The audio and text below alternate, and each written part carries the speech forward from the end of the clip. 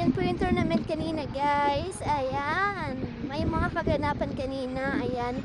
Yung mga nagpo-picture of player. Ayun. Nakapapicture sila sa artista.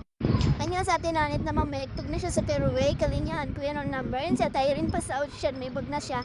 Kami lang yung walang baga. Dahil masisipag kami. Ayun. Napasaot kami. At umatay na ceremonial ball. Tapos wala din naman nakuha ang bola. Pero hindi pa rin sumuko. Ayun. Umaasa na makakuha ng bola dahil ang isang bola siguro 500 or 1,000 depende rin. Minsan kasi guys 500 palimitan talaga 500. Ayan, ceremonial ball nga yan guys. Sa inyong pag may tournament, merong ceremonial ball yan sa harap ng clubhouse.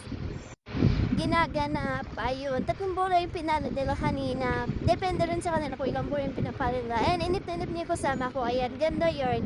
Andiyan lang sa rilom. Takot na takot yung mainitan guys. Ayun yung punta dun sa initan. Kasi dun talaga ang bola pupunta. Dahil dun pawaluin. Kasi magagaling pumalo yung mga general guys.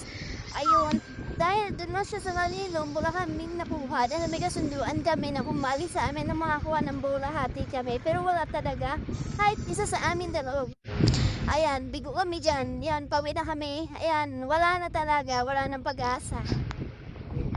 Bigo, makakuha ng bola. Hindi pa nakapagkadi sa umaga. Pero may pila naman ako ng hapon guys. Kaya okay lang. Sa kanila na lang. Kanya guys, ang hirap pala talaga pag content creator ka.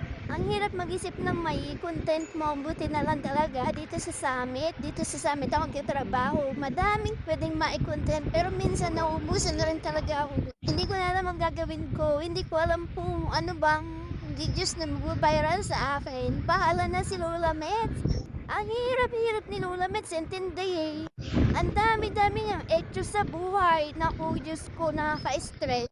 Siguraduhin mo lang, Lola Mets, na kikita ako dito ha. Iwan ko na lang sa'yo. Ayan yung prank first namin guys. Ayan. Ang ganda-ganda. Kita nyo naman ang clubhouse namin. Pinag-shootingan pa yan ng Dirty Lane yun.